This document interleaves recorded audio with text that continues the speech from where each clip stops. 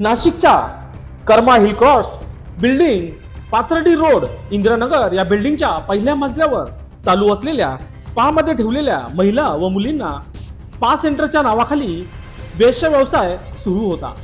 या वेश्या अड्ड्यावर पोलिसांनी छापा टाकला असता या दोन महिलांची सुटका करण्यात आली आहे। सविस्तर असे दिनांक 5/3/2024 रोजी Karma hill cross building, Pathardi road, Indiranagar या बिल्डिंगच्या पहिल्या मजल्यावर स्पा सेंटर, मसाज पार्लरच्या नावाखाली वेश्या व्यवसाय सुरू असल्याची माहिती पोलिसांना मिळाली होती।